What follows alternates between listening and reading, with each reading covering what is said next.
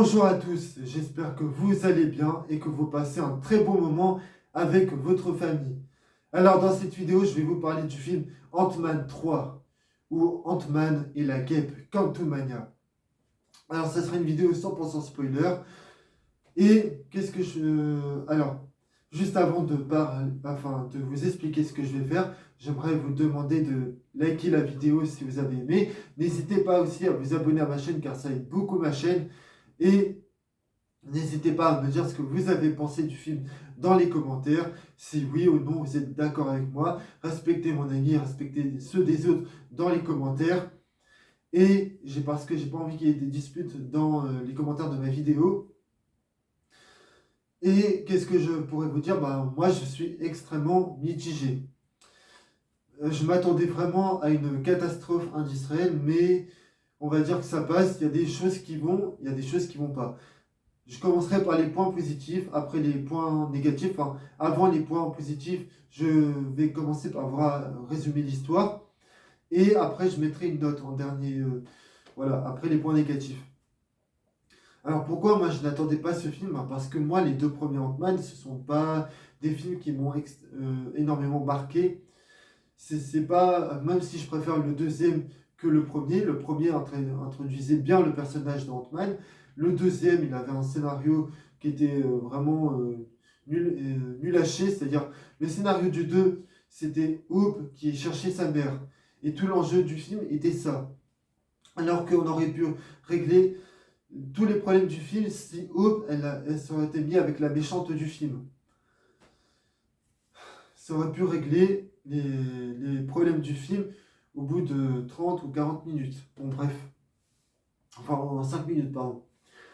Et Quentin, enfin, mon pote Quentin, celui avec qui j'avais fait la critique de Thor 4 et avec qui j'avais fait la rétrospective de la trilogie Batman, il m'a dit arrête de cracher sur le film. Enfin, avant qu'on aille voir le film, il m'avait dit ne crache pas sur le film tant que tu ne l'as pas vu. Tu peux pas savoir si le film va être mauvais ou pas. Donc, je me suis dit, enfin oui, parce qu'on est allé le voir ensemble hier soir au Grand Rex. Et on était dans la grande salle, enfin la meilleure salle du Grand Rex. On avait passé un très bon moment ensemble et tout. Mais bon, bref.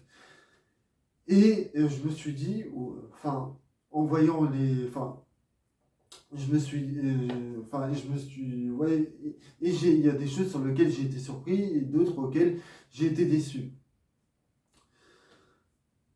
Et qu'est-ce que je pourrais vous dire? Alors moi je trouve pas, parce que j'ai lu les critiques du film, je trouve pas que le film est si horrible que ça. C'est pas le pire Marvel, il n'est pas au niveau de Thor, le monde des ténèbres, etc.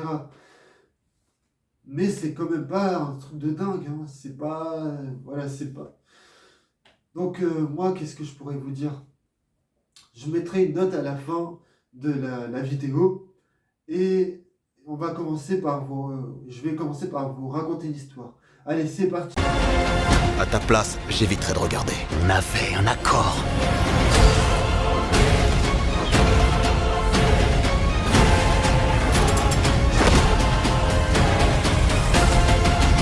Tu as cru pouvoir gagner. Pas besoin. Du moment qu'on perd tous les deux. Pardonne-moi, Cassie.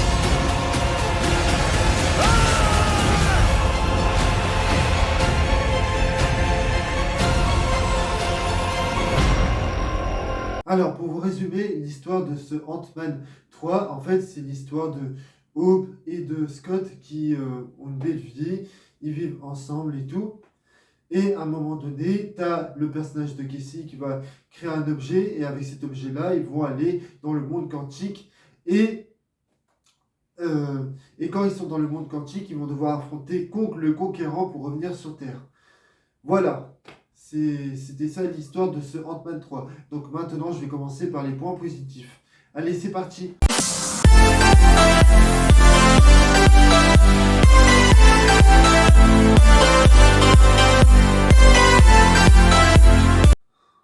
Et alors là, on va commencer par les points positifs.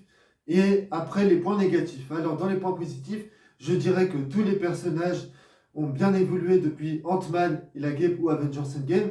Comme par exemple, Hope, on voit qu'elle a trouvé un nouveau travail et on voit bien que son travail lui plaît énormément.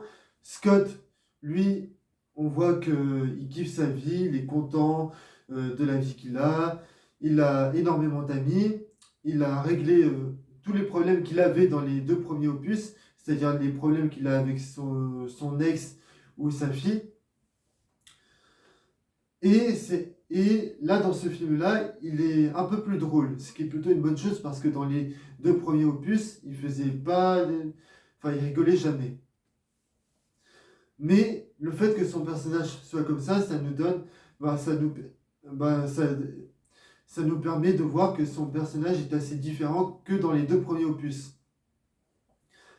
Pour moi, le meilleur personnage du film, c'est sa fille qui s'appelle Casey, qui est interprétée par Catherine Keaton, je crois que c'est ça, le nom de l'actrice, qui est pour moi le meilleur personnage du film.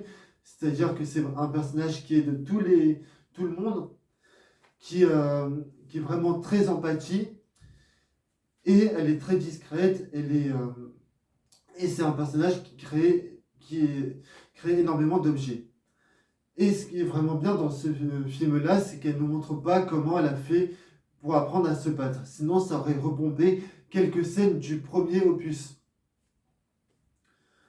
Mais par contre, je trouve que l'actrice, elle est vraiment bien dans le rôle. Et d'ailleurs, elle est très très belle. Et à chaque fois que tu la vois dans le film, tu n'as qu'une envie, c'est de l'épouser. Michael Douglas avec sa femme, bah, on voit bien que leur couple marche très très bien. Et d'ailleurs, on est heureux pour eux. Le méchant qui est Kong le Conquérant, il est extrêmement charismatique. L'acteur, il le joue très très bien. Et les personnages du film, tous les personnages sont vraiment bien développés. Mais je pensais que que le film allait se focaliser sur Scott, sa fille, Hope et Michael Douglas et Michelle Pfeiffer. Malheureusement, ce n'est pas le cas parce qu'on va attaquer les points négatifs après. J'aimerais relever deux ou trois points positifs. C'est dans la première scène post-générique, on voit les variants de Kong qui viennent c'est-à-dire on voit le personnage de Kong qui viennent de plusieurs univers qui vont attaquer donc l'univers Marvel, c'est-à-dire l'univers dans lequel vit Scott et compagnie. Et j'ai très hâte de voir ce que ça va donner. Mais d'un autre côté, je me dis que si on voit plusieurs variantes du personnage de Kong, ça veut dire qu'on verra peut-être d'autres variants du personnage de Ant-Man, c'est-à-dire plusieurs Ant-Man qui vont venir dans l'univers Marvel et plusieurs Spider-Man qui vont arriver aussi dans l'univers Marvel, etc. Mais pour moi, il y a un autre... pour moi, c'est plutôt une bonne chose, mais d'un côté, ça sera plus une mauvaise chose. Je vais vous expliquer tout à l'heure dans les points négatifs.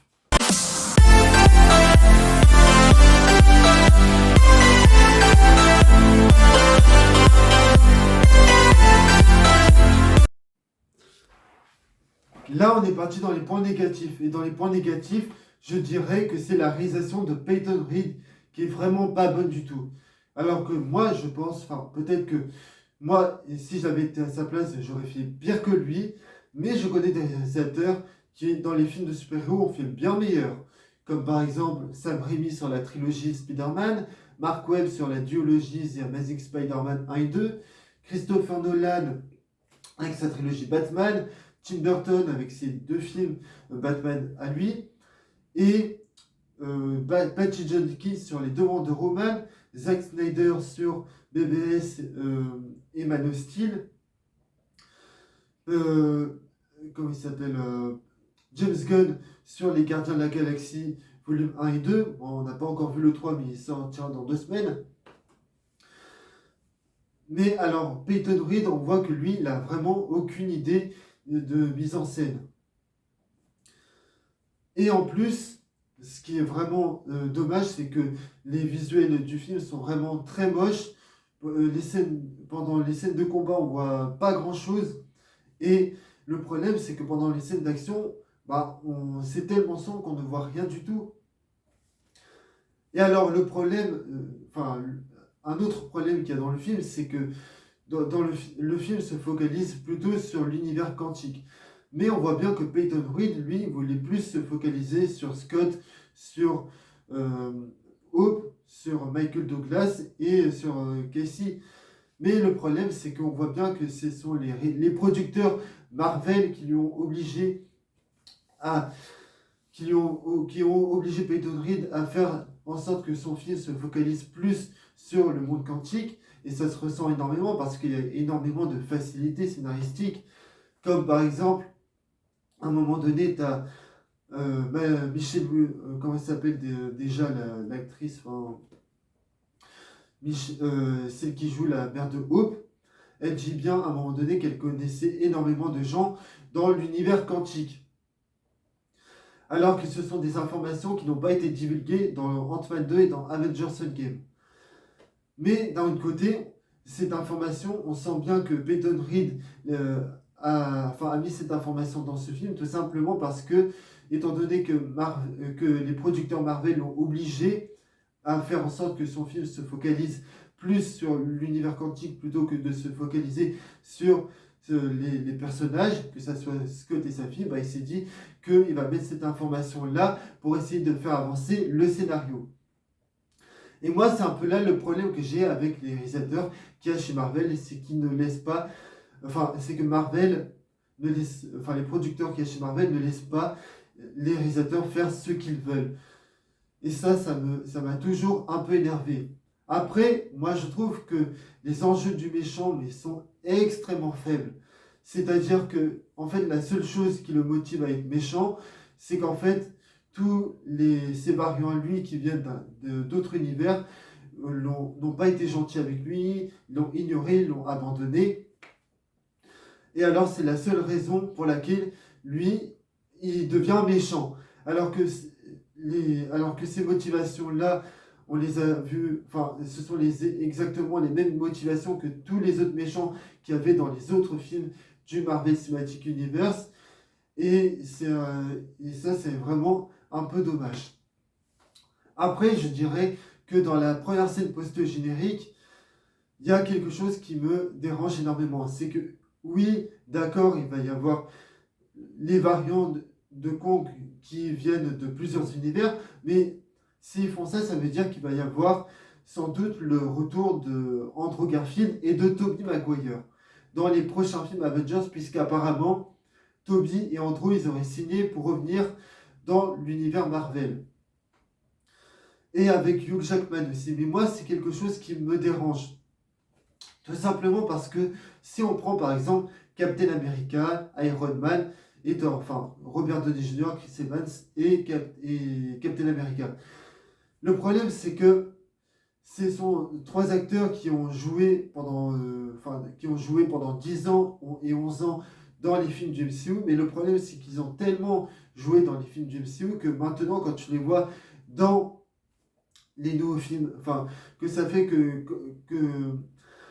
ça fait que comme ils ont trop joué dans les films de super-héros, on a plus l'impression que depuis ces 10 dernières années, quand on les a vus dans d'autres films qui n'ont rien à voir avec les films de super-héros, on a plus l'impression de voir Iron Man, Captain America, plutôt que de voir des vrais acteurs.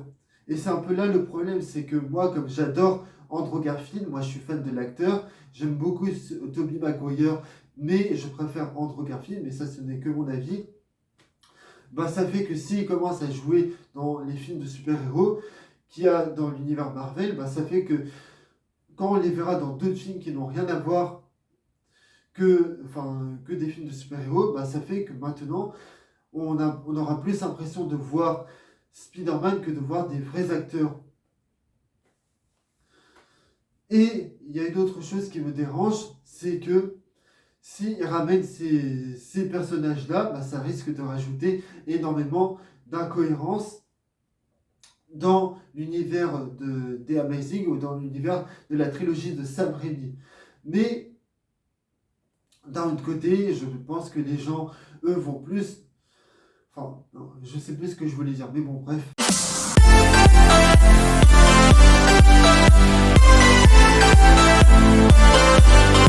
Alors, voilà la note que je vais mettre à ce film. Pour moi, ça serait 12,5. Voilà, 12,5 sur 20, c'est quand même pas mal. Alors, je tiens juste à préciser que ce que j'ai dit là, cela ne concerne que mon avis. Je sais que qu'il y a beaucoup de gens qui vont venir me cracher dessus parce que il y a d'un autre côté, ce film divise beaucoup. Il y a d'un autre côté où enfin, il y a une partie du public qui adore le film et de l'autre qui déteste. Écoutez, c'est comme ça, c'est la vie. Après, est-ce que pour moi il est mieux que le 2? Bah oui, en même temps, pour moi, c'était pas compliqué de faire mieux que le 2. Parce que pour moi, Ant-Man 2, c'est un des pires films du MCU. Enfin, un des pires films, non, pas un des pires films, mais disons que, voilà, comme je l'ai dit tout à l'heure, le scénario, pour moi, il est pourri. Ant-Man 1, enfin, est-ce qu'il est mieux que le premier? Je sais pas encore. Il va falloir que je revoie le 3 pour vous dire s'il est mieux que le 1 ou pas. Est-ce que je compte le revoir? Bah oui, je pense que je le reverrai un jour. Et alors, n'hésitez pas, enfin, je vais répéter ce que j'ai dit tout à l'heure. Alors, n'hésitez pas à liker la vidéo si vous l'avez aimée. N'hésitez pas à vous abonner à ma chaîne car ça aide beaucoup ma chaîne. Et n'hésitez pas aussi à aller voir toutes les vidéos qu'il y a sur ma chaîne parce que ça m'aide beaucoup aussi.